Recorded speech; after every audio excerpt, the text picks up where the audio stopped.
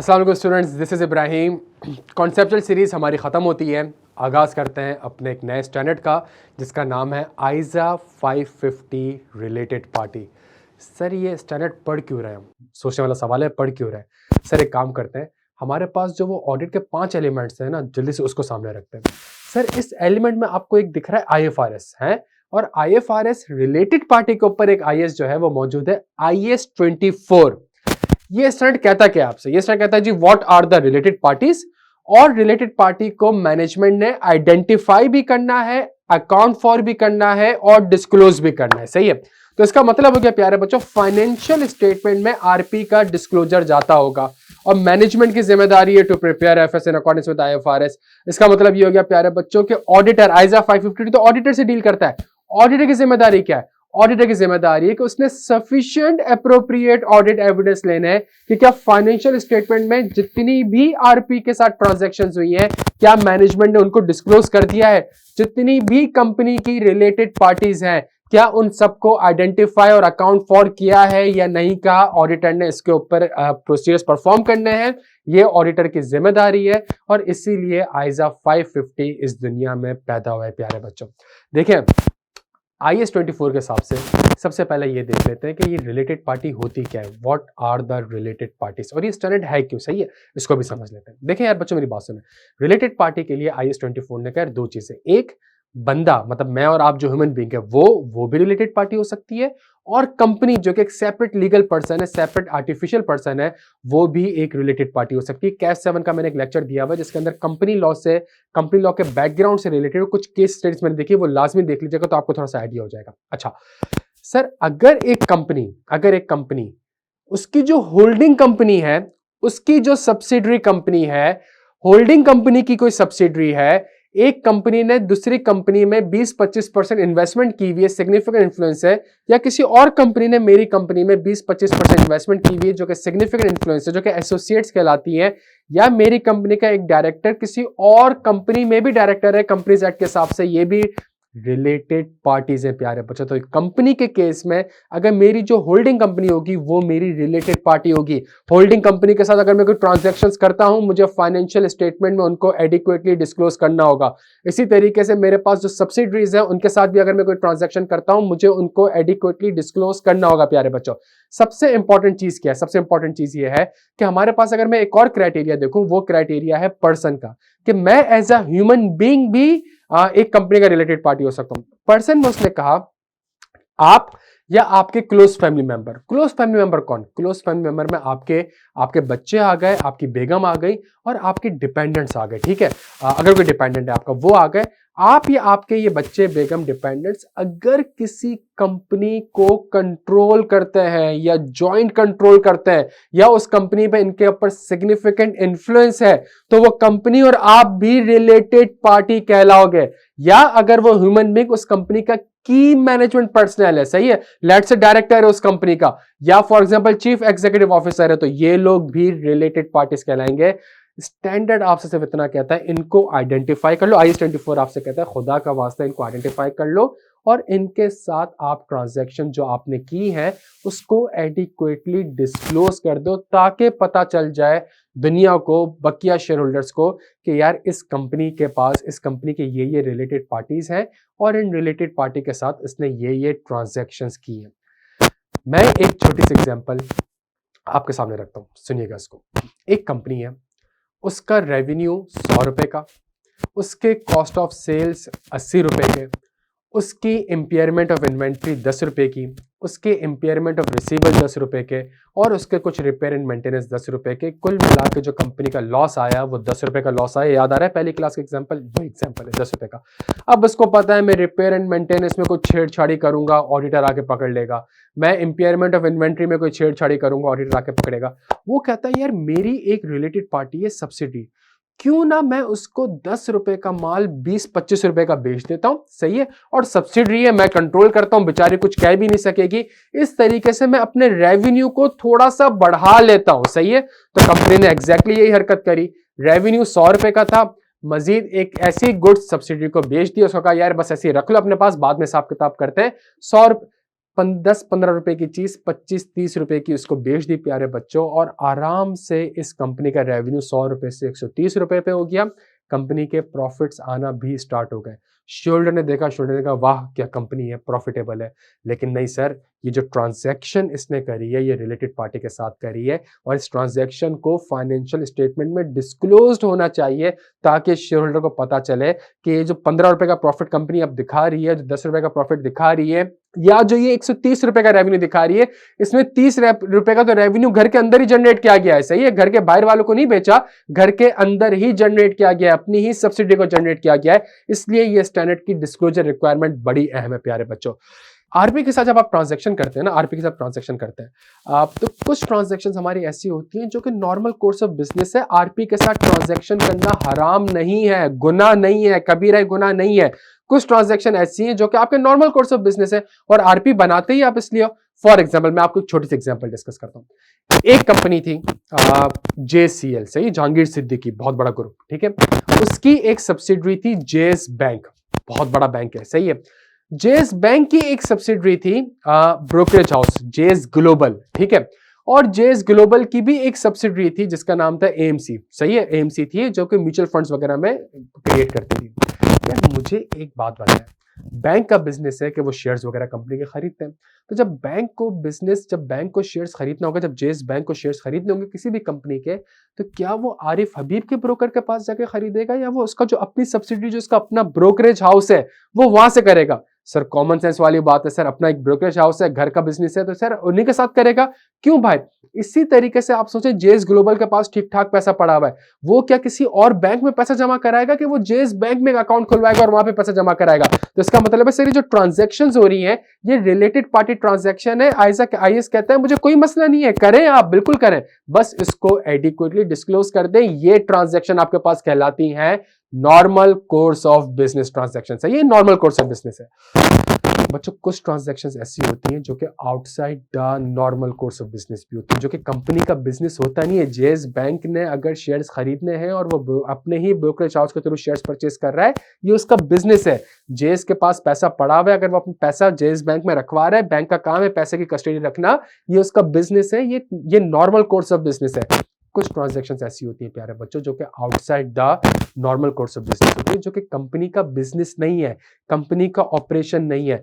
यहां पे आपको स्टैंडर्ड कहता है कि इसके ऊपर थोड़ी तवज्जो देनी है। याद आ रहा है significant risk, special audit consideration, इसके ऊपर थोड़ी तवज्जो देनी है। यहाँ पे फ्रॉड के चांसेस भी हो सकते हैं। फॉर एग्जाम्पल, एक कंपनी है, देखती है मैं लॉसेस में हूँ, वो एक काम ये करती है, वो अपना प्लांट एंड मशीनरी अपनी सब्सिडी को बेच देती है और 10 दिन बाद वो वापस से खरीद लेती है। जहां उसने बेचा 100 रुपए की चीज 500 रुपए की बेची, 400 रुपए का gain on disposal year and पे रिकॉर्ड कर लिया।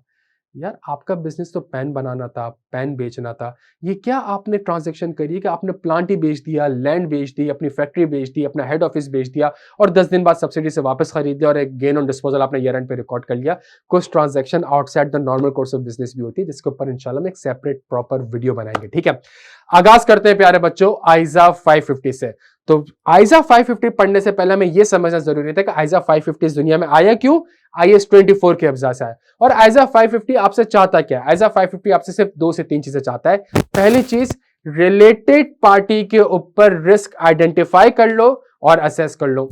दूसरा काम, उस रिस्क के अगेंस्ट कुछ ऑडिट प्रोसीजर्स परफॉर्म कर लो। प्यारे बच्चों आ जाए एक साफ पर्चे पे, और साफ पर्चे पे जो हमने इतनी सैर करी कॉन्सेप्चुअल फ्रेमवर्क की, तो हमारा पहला काम क्या था? हमारा पहला काम था प्लानिंग। हमारा दूसरा काम क्या था? हमारा दूसरा काम था परफॉर्मेंस। आए प्यारे बच्चों रिलेटेड पार्टी की प्लानिंग करते हैं। सर प्लानिंग में हम क्या करते थे? सर प्लानिंग में हम आइजा 315 के हिसाब से ऑडिट रिस्क को आइडेंटिफाई करते थे और असेस करते थे। बच्चों रिलेटेड पार्टी में भी रिस्क को आइडेंटिफाई करते हैं और असेस करते हैं। सर लेकिन रिस्क को आइडेंटिफाई और असेस करने के लिए क्या करना पड़ेगा? Sir risk assessment procedures perform करने पड़ेंगे। आ जाए बच्चों रिस्क असेसमेंट प्रोसीजर परफॉर्म करते हैं। सर रिस्क असेसमेंट प्रोसीजर क्या था? इंक्वायरी। सर इंक्वायरी किससे करूं? सर मैनेजमेंट से इंक्वायरी करें। सर मैनेजमेंट से इंक्वायरी क्यों करूं? Because management is primarily responsible to prepare FS in accordance with IFRS। Sir management से इंक्वायरी करते हैं। सर क्या इंक्वायरी करो? भाई साहब रिलेटेड पार्टी के नाम बता दें, उनके साथ क्या रिलेशनशिप है, आपका होल्डिंग है, सब्सिडरी है, वो बता दें, और रिलेटेड पार्टीज के साथ आपने क्या ट्रांजैक्शंस की हैं मुझे वो बता दें। जबरदस्त 3 चीजें हमारे सामने प्लॉट होकर आ गई। उसके बाद सर आरपी में तो एरर और फ्रॉड के चांसेस बहुत ज्यादा है, आरपी में एरर और फ्रॉड के चांसेस बहुत ज्यादा है। तो मैनेजमेंट से एक और इंक्वायरी करते हैं और उनसे कहते हैं भाई आप बताएं आपके पास क्या इंटरनल कंट्रोल है। याद आ रहा है एरर और फ्रॉड को प्रिवेंट करने के लिए इंटरनल कंट्रोल का होना जरूरी है। तो अगली इंक्वायरी मैनेजमेंट से कि भाई इंटरनल कंट्रोल बताएं, आपके पास क्या इंटरनल कंट्रोल मौजूद है कि आपने सारी की सारी आरपी को आइडेंटिफाई कर लिया है, अकाउंट फॉर कर लिया है और डिस्क्लोज कर दिया है। आपके पास क्या कंट्रोल है, क्या प्रोसेस आपने डिजाइन किया हुआ है। दूसरी चीज, आरपी के साथ अगर कोई ट्रांजैक्शन होती है तो उनको कौन ऑथराइज करता है और कौन अप्रूव करता है। तीसरी सबसे इंपॉर्टेंट चीज, अगर आरपी के साथ कोई transaction outside the normal course of business होती है तो उनको कौन ऑथराइज करता है और अप्रूव करता है। जहां आपने ये काम किए आपको बहुत सारी रिलेटेड पार्टीज पता चली, उनके साथ बहुत सारी ट्रांजैक्शन पता चली। अगला काम आपने ये सारी की सारी इंफॉर्मेशन इंगेजमेंट टीम से भी शेयर करनी है। वो जो पूरी टीम ऑडिट करने आ रही है उसके साथ भी शेयर करनी है। समझ आ रही है बात? क्यों? बिकॉज आरपी के साथ ट्रांजैक्शन होती है, 3-4 अकाउंट्स बैलेंस हिलते हैं ना। आपने सेल भी करी, आपने परचेज भी करी, गेन ऑन डिस्पोजल भी रिकॉर्ड हुआ, पैसा आया भी, पैसा गया भी, लैंड भी बेची। तो जब बहुत सा, तो आपने आरपी की इंफॉर्मेशन को पूरी एंगेजमेंट टीम के साथ करना है। बच्चों ये जो प्रोसीजर्स आपने करे हैं ना, ये रिस्क असेसमेंट प्रोसीजर्स कहलाते हैं। इससे आपको रिलेटेड पार्टी पे कोई ना कोई रिस्क आइडेंटिफाई होगा। सर कौन कौन से रिस्क आइडेंटिफाई होंगे? सर सबसे पहला रिस्क आपको जो आइडेंटिफाई होगा वो होगा कि मैनेजमेंट ने आपको सारी की सारी आरपी बताई नहीं है। Completeness of the related party, management ने सारी की सारी आपको आरपी कम्युनिकेट नहीं करी। ये आपका पहला ऑडिट रिस्क है। सर दूसरा रिस्क, सर मैनेजमेंट ने आरपी तो आपको सारी की सारी बता दी है लेकिन उनमें से कुछ ट्रांजैक्शंस ऐसी हैं जो कि outside the normal course of business है। सही है। सर तीसरा रिस्क, सर रिस्क ये कि आरपी की ट्रांजैक्शंस तो बताई है मैनेजमेंट ने आपको लेकिन उसको एडिक्वेटली डिस्क्लोज नहीं किया फाइनेंशियल स्टेटमेंट में। और प्यारे बच्चों चौथा रिस्क, आरपी के जब एक आरपी है तो मेरे पास अपॉर्चुनिटी मौजूद है कि मैं आरपी के साथ मिलकर फ्रॉड कर सकता हूं। रिलेटेड मैंने कुछ एग्जांपल आपके साथ डिस्कस करी है, मैं रिलेटेड पार्टी के साथ ट्रांजैक्शंस करके फ्रॉड कर सकता हूं। ये 4 ऑडिट रिस्क प्यारे बच्चों मेरे पास आइडेंटिफाई हो गए। इसमें से जो मेरा सिग्निफिकेंट रिस्क होगा, ये जो आरपी के साथ ट्रांजैक्शन फ्रॉड वाली है, फ्रॉड हमेशा सिग्निफिकेंट रिस्क होगा। याद आ रहा है प्यारे? 315 में हमने पढ़ा था। और सेकंड चीज, ये जो outside the normal course of business है, इसको भी आपने ट्रीट करना है एक सिग्निफिकेंट रिस्क। प्यारे बच्चों प्लानिंग यहां पे खत्म हो गई। प्लानिंग का पर्पस था ऑडिट रिस्क को आइडेंटिफाई करना और ऑडिट रिस्क को असेस करना। अल्हम्दुलिल्लाह रिलेटेड पार्टी के ऊपर ऑडिट रिस्क आइडेंटिफाई भी कर लिए और ऑडिट रिस्क असेस भी कर लिया। अगला काम परफॉर्मेंस फेज। परफॉर्मेंस फेज में प्यारे बच्चों इन्हीं रिस्क के अगेंस्ट मुझे कुछ ऑडिट प्रोसीजर्स परफॉर्म करने पड़ेंगे। सही है। फॉर एग्जांपल मेरा पहला रिस्क कि मैनेजमेंट ने सारी की सारी आरपी कम्युनिकेट नहीं करी होगी। Completeness of the related party, management ने सारी की सारी आरपी कम्युनिकेट नहीं करी। मैं एज एन ऑडिटर क्या करूं? मैं एक काम ये करता हूं, मैं इन्वेस्टमेंट रजिस्टर देखता हूं। मैं एक काम ये करता हूं, मैं शेयर होल्डर रजिस्टर देखता हूं। मैं एक काम ये करता हूं, मैं minutes of the meeting of board of directors देखता हूं। मैं एक काम ये करता हूं कि मैं लीगल मैं इनवॉइसेस और कंफर्मेशंस वगैरह देखता हूं। इससे मुझे कोई न्यू रिलेटेड पार्टी आइडेंटिफाई हो जाएगी। प्यारे बच्चों थोड़ा सब्र करिएगा, क्यों ये प्रोसेस परफॉर्म कर रहा हूं आपको मैं इसकी लॉजिक एक्सप्लेन करता हूं। सही है। इसी तरीके से मेरे पास दूसरा जो रिस्क है वो रिस्क ये है कि यार मैनेजमेंट ने कुछ ट्रांजैक्शन करी है जो कि outside the normal course of business है।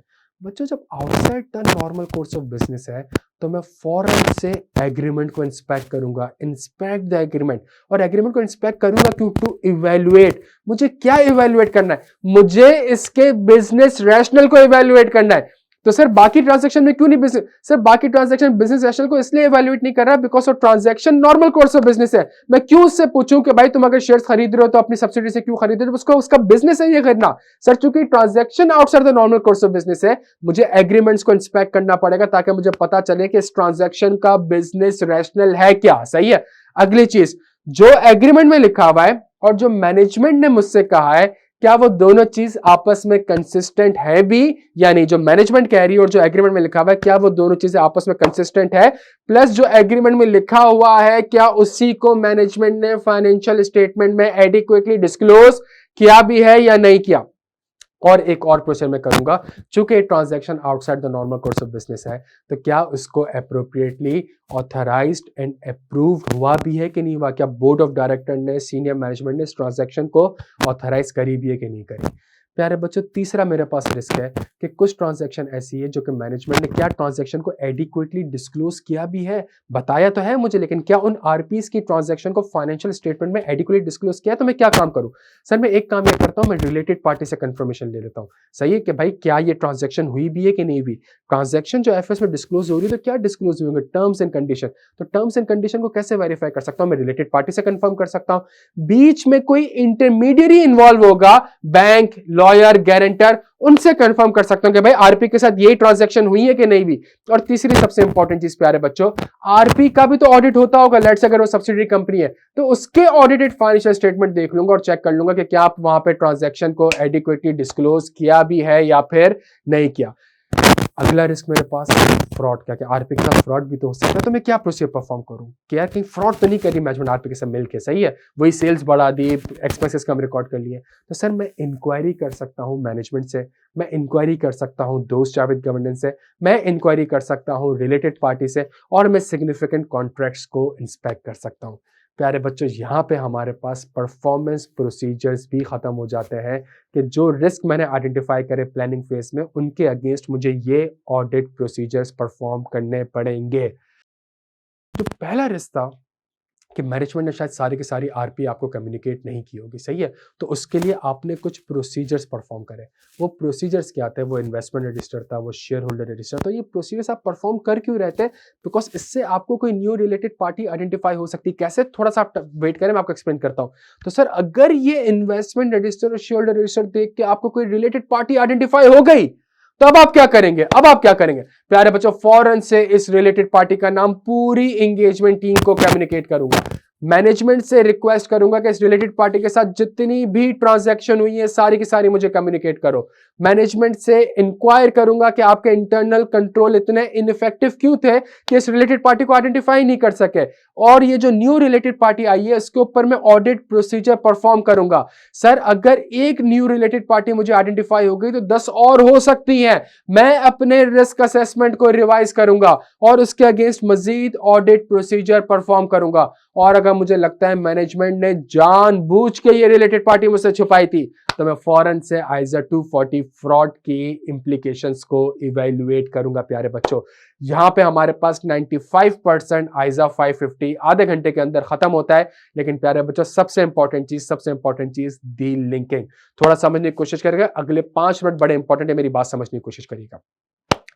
हमारी जिम्मेदारी क्या? हमारी जिम्मेदारी की क्या सारी की सारी आरपी मैनेजमेंट ने आइडेंटिफाई अकाउंट फॉर डिस्क्लोज कर दी है। प्यारे बच्चों ऑडिट की सैर कराई थी। पहला स्टेप क्या होता है? प्लानिंग। मुझे प्लानिंग करनी है, सही है, इसका मतलब है मुझे आरपी के ऊपर रिस्क आइडेंटिफाई करना है। जब मुझे किसी भी चीज के ऊपर रिस्क आइडेंटिफाई करने होंगे तो फौरन से आपके जहन में कॉन्सेप्चुअल फ्रेमवर्क में आइजा 315 आना चाहिए। आइजा 315 क्या कहता था? आइजा 315 कहता था कि रिस्क आइडेंटिफाई करने के लिए अंडरस्टैंडिंग ऑब्टेन करनी होती है, और अंडरस्टैंडिंग ऑब्टेन करने के लिए रिस्क असेसमेंट प्रोसीजर्स परफॉर्म करने होते हैं। और रिस्क असेसमेंट प्रोसीजर क्या है? इंक्वायरी है, सही है। आइजा 315 कहता था obtain the understanding of the entity and it's environment including it's internal control. चूंकि अब ये आइजा 315 हम रिलेटेड पार्टी के स्टैंडर्ड में अप्लाई कर रहे हैं, तो इस पे हम ऑब्टेन करेंगे अंडरस्टैंडिंग रिलेटेड पार्टी की, और रिलेटेड पार्टी से रिलेटेड क्या इंटरनल कंट्रोल्स है इसकी अंडरस्टैंडिंग ऑब्टेन करेंगे। और इसके लिए मुझे रिस्क असेसमेंट प्रोसीजर परफॉर्म करना होगा जो कि कहलाएगा इंक्वायरी।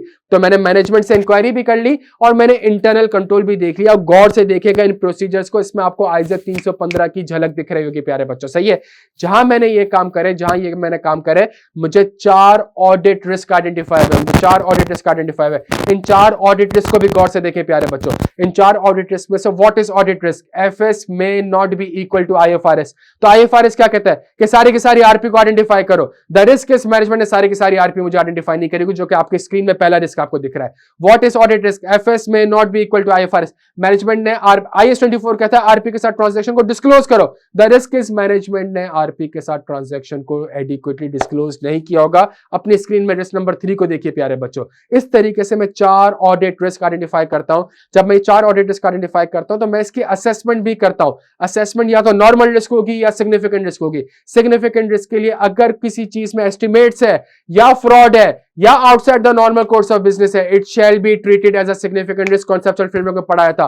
तो इनमें से 4 रिस्क में से कौन सा रिस्क आपको ऐसा लग रहा है जिसमें फ्रॉड का वर्ड आ रहा है? जो फ्रॉड का वर्ड आ रहा है वो हमारे पास सिग्निफिकेंट रिस्क होगा। इसमें से कौन सा ऐसा रिस्क है जिसमें आपको outside the normal course of business का वर्ड दिख रहा है? जो outside the normal course of business होगा उस पर आपको स्पेशल तवज्जो देनी होगी, and that risk shall be treated as a significant risk. प्यारे बच्चों, रिस्क आइडेंटिफाई हो गया। आज 315 दो ही तो बातें कहता था, रिस्क को आइडेंटिफाई करो और असेस करो। अल्हम्दुलिल्लाह आज 315 वाली चीजें हमने आइजा 550 में अप्लाई कर दी, जहां हमारे पास रिस्क आइडेंटिफाई हो गए, रिस्क असेस हो गए। अगली सबसे इंपॉर्टेंट चीज, अब प्रोसीजर्स परफॉर्म करने हैं ताकि sufficient appropriate audit evidence obtain कर सको। पहला जो रिस्क आपके सामने आ रहा है कि मैं इन्वेस्टमेंट रजिस्टर देखूंगा, मैं शेयर होल्डर रजिस्टर देखूंगा। सर इन प्रोसीजर की लॉजिक क्या है? सर थोड़ी देर के लिए अपने सामने वो आरपी की डेफिनेशन को सामने रखें। सर आरपी की डेफिनेशन में मैं अगर जो मेरी होल्डिंग कंपनी होगी वो मेरी रिलेटेड पार्टी है, जो मेरी सब्सिडरी कंपनी होगी वो मेरी रिलेटेड पार्टी है। मैंने किसी कंपनी में इन्वेस्टमेंट करी है 20-25%, या किसी कंपनी ने मेरी कंपनी में 20-25% इन्वेस्टमेंट करी जो कि एसोसिएट्स है, वो मेरी रिलेटेड पार्टी है।